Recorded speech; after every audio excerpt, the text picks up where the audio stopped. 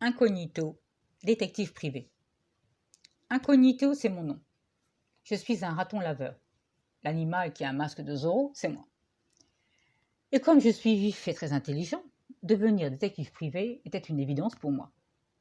Je dors le jour, mais à la nuit tombée, je pointe mon nez pour traquer les voleurs, voir les bandits de grand chemin, ou élucider une énigme bien compliquée. Une grosse pancarte, clouée devant ma tanière, vous indique l'entrée, et on peut y lire les inscriptions suivantes. Enquête et filature en tout genre, discrétion garantie, cabinet sérieux, et surtout les meilleurs tarifs sur le marché.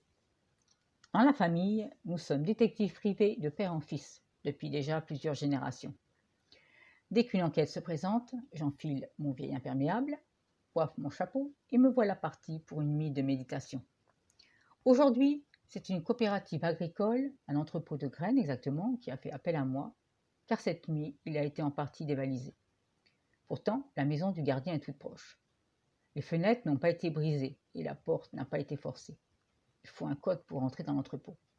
Donc, sans aucun doute, je peux en déduire que le ou les coupables étaient en possession de ce code. Seuls les 14 employés, le gardien et le patron ont pu ouvrir le dépôt. Dans un premier temps, j'ai interrogé le gardien, un imposant bulldog en salopette bleu foncé et une casquette vissée sur la tête. Des bruits venant de l'entrepôt l'ont réveillé, et le temps qu'il arrive, il n'a pu apercevoir qu'une ombre à fourrure rousse qui s'éclipsait. Alors, dans un second temps, j'ai examiné le registre d'employés et j'ai constaté que sur les 14 employés, 4 seulement possédaient une fourrure rousse. Voilà, je fais une petite pause et je vous expose mes déductions. 4 suspects, à savoir un panda roux, un renard, un kangourou, un écureuil. J'ai donc procédé à un interrogatoire pour chacun des incriminés. Et comme de bien entendu, tous avaient un solide alibi. Alors, qui était donc le coupable? Je vais rentrer chez moi pour réfléchir, mais j'y pense tout d'un coup, un kangourou ne se nourrit pas de graines. Dorénavant, un suspect s'est écarté. Mais il m'en reste encore 3. Le panda roux, le renard et l'écureuil. Pour atteindre les étagères les plus hauts dans l'entrepôt, il faut être grimpeur et agile, et mes 3 compères le sont. Je vais donc me pencher sur leur régime alimentaire. Commençons par le panda roux. Il mange le bambou, bien entendu, mais aussi des racines, des baies et des graines. Le second, le renard, se nourrit de fruits, d'animaux et de graines également. Enfin, le troisième, l'écureuil, s'alimente de pommes de pin, de glands, de noisettes, de bourgeons et de feuilles, mais aussi de graines. Je ne suis pas plus avancée, car tous les 3 peuvent avoir commis le vol de graines. Bon, je mange un morceau et je vais dormir. Peut-être que mes rêves m'apporteront une solution à l'énigme. Le soleil s'est couché et moi je me lève. Il faut absolument que cette enquête avance. Je retourne donc à l'entrepôt et réclame le registre des présences au contremaître qui me le donne rapidement. C'est une grosse poule rousse, vêtue de façon excentrique, qui rit très fort et caquette tout le temps. Et comme elle est particulièrement curieuse, genre commère à colporter les nouvelles, surtout les mauvaises, elle me questionne sur l'avancement de l'enquête. Elle me suggère même quelques noms au passage, qui bien sûr n'ont rien à voir dans l'affaire, vu qu'ils sont blancs ou noirs. Au grand mécontentement de madame la contremaître, je m'isole dans une petite pièce afin de lire tranquillement le registre et vérifier les absences. Le mois dernier, un lapin gris a manqué de 2 jours. Une forte rage de dents l'avait obligé à consulter un dentiste en urgence, et une taupe, déjà bien souffrante, a constaté que sa vue baissait fortement et s'est absentée 3 jours pour se reposer et prendre un rendez-vous avec un oculiste. Une chauve-souris se plaignait d'une aile qu'elle pensait brisée et réclamait un congé d'1 semaine. Un coq ne pouvait plus chanter. Une angine en était la cause, 1 semaine de gargarisme. Le registre comportait 2 parties. Une partie pour les absences et une autre pour les retards et les rappels à l'ordre. Le phoque, l'escargot et la tortue avaient déjà 5 retards à leur actif. Le cochon avait été rappelé à l'ordre car il contestait la moindre décision de son supérieur, et la pie également, mais pour d'autres raisons, la première étant qu'elle jacassait constamment, et la seconde, beaucoup plus importante, concernait l'emprunt du collier de sa collègue la taupe.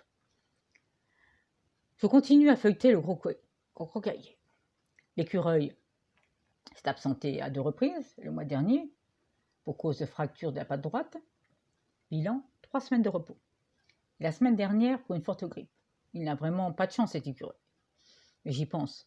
Comment l'écureuil a-t-il pu faire sa réserve de nourriture s'il a été dans l'impossibilité de le faire. En effet, les écureuils font une réserve de nourriture en prévision des mauvais jours. Mais notre suspect n'a certainement pas eu le temps nécessaire pour s'approvisionner car il était cloué au lit. Je prends la décision de l'interroger à nouveau. Il nie tout en bloc. J'ai pourtant l'intime conviction que je tiens mon coupable, mais malheureusement, je n'ai aucune preuve contre lui. Je vais donc jouer ma dernière carte, une tentative pour l'inciter à se dénoncer. Lors des interrogatoires, il m'a paru hésitant, peu sûr de lui. Lorsque je répétais plusieurs fois une question, il devenait nerveux et était constamment sur la défensive. Avant de répondre, il avait toujours un temps de réflexion, fronçait les sourcils et se grattait la tête ou le nez et lançait des regards furtifs et inquiets en direction de la porte. Je me lance donc.